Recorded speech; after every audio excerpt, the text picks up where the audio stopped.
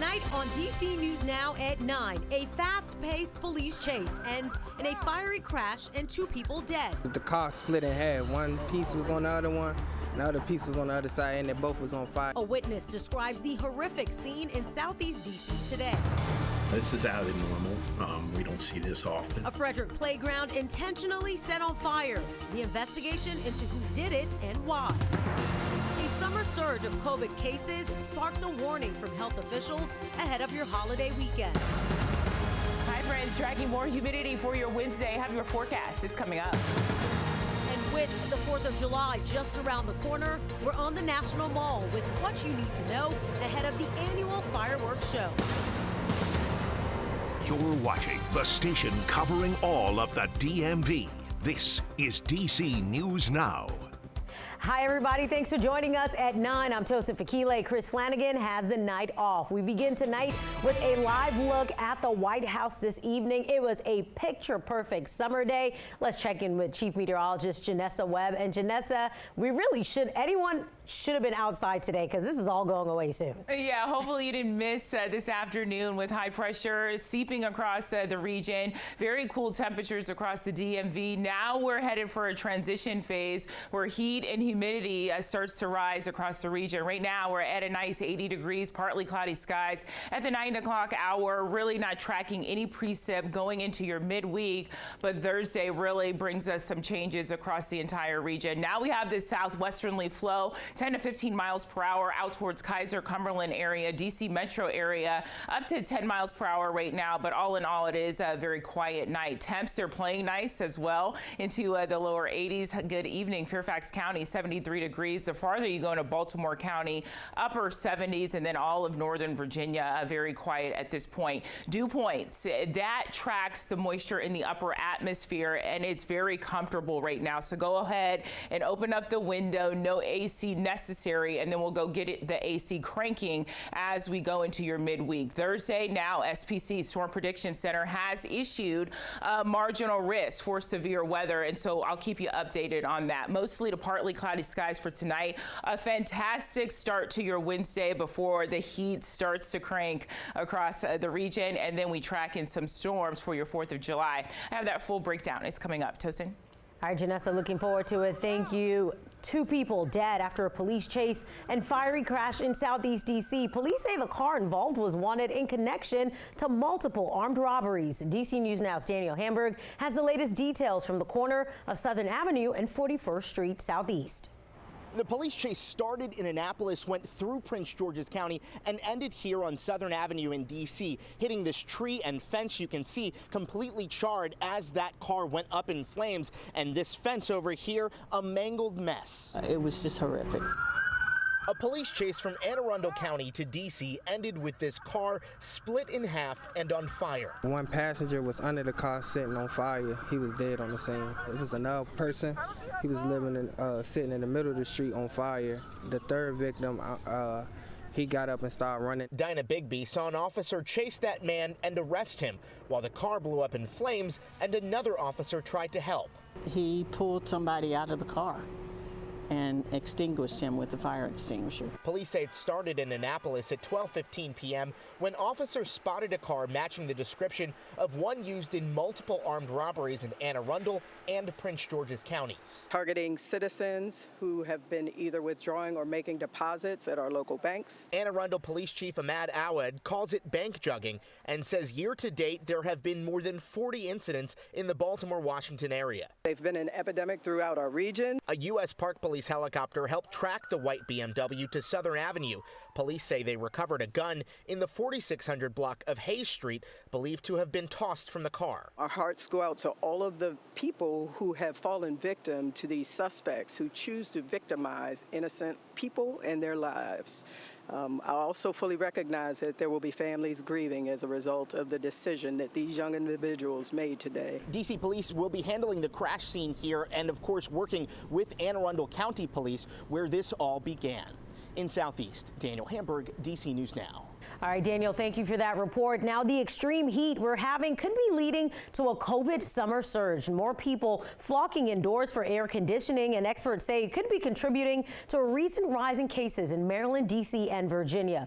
According to the CDC, 2 new variants account for half of all infections in the U.S. right now. Health experts say the caseload is not necessarily high, but it is definitely growing. Their recommendation, don't be scared, be prepared. See if you're eligible for the newest COVID vaccine, which should be available in the next couple months. You're not trying to scare people. You're trying to remind folks not to forget that it's easy to forget. There are so many things that come up. There are so many other things that we pay attention to, that it's not about fear. It's about being aware of what's going on so that you can keep this in the back of your mind.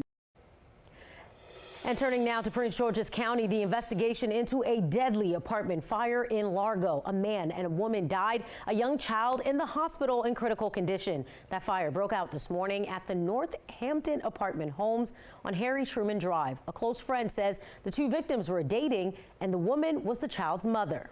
They're really, really good people. It's just such a tragedy that this happens, to such good people. Such a lovable guy, always hugging, like a jokester of the family, laughing, talking, giving you good advice.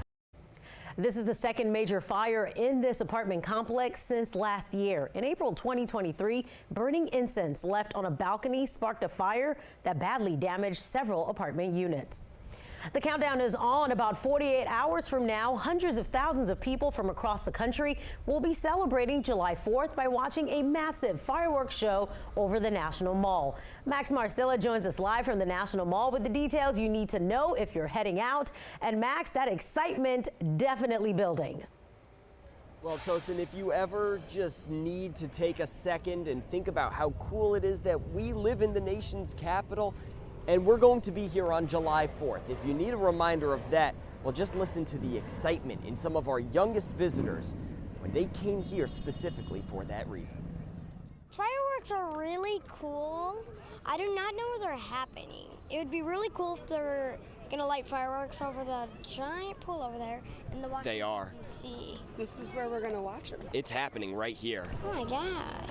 8-year-olds don't always plan the trips, but they certainly know a good idea when they think of one. Fireworks over the reflecting pool, of course. I really want to see the fireworks because we haven't really had my entire life actually good fireworks. 10-year-old Maxine and Otto, her brother, are here from Minnesota. It's pretty sweet.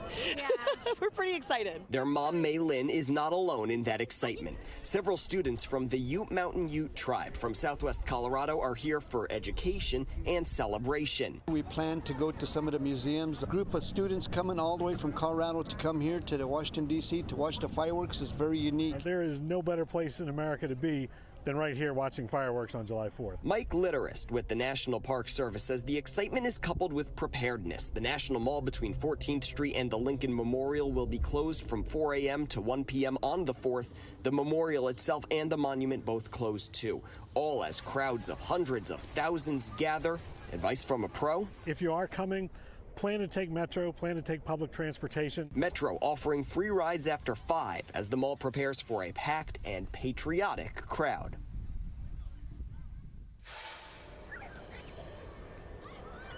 Of course, the excitement is about the fireworks. That is not the only thing. Don't forget about the parade happening. Starts at 11:45, lasts until 2. That is along Constitution Avenue between 7th and 17th. As for those fireworks, the countdown is on. Tosin, as you said, we have 48 hours and 1 minute to be exact. 9:09 is when the fireworks start here, and of course you heard the advice to take public transportation. We have more information on road closures and other places to see the fireworks. Just go to dcnewsnow.com, search July 4th. Reporting live in D.C., Max Marcella, DC News Now. Max, we can always count on you for exact timing. All right, thank you. Staying in the district, fire and EMSA crews will be on safety patrol ahead of July 4th holiday. They'll be checking for illegal fireworks and inspecting fireworks stands and retailers across the district. We want people, especially with children, to be very careful. Even sparklers can burn at 1,200 to 2,000 degrees, so that is more than enough heat to seriously burn somebody, especially children. Fireworks that explode or launch high in the air are illegal in D.C., Maryland, and all of Virginia. Sparklers are generally allowed in the DMV with some exceptions. In Montgomery and Prince George's County and in some Virginia localities, fireworks of all kinds are banned, including sparklers. And DC News Now is your local election headquarters. Virginia Board of Elections has certified the results of the state's 5th district primaries. Republican State Senator John McGuire narrowly defeated Republican Congressman Bob Good. However, Good says he will seek a recount. The margin of victory falls within the 1% margin, allowing a recount to be requested. But because the margin is larger than half a percentage point, Good will be required to pay for the cost of that recount.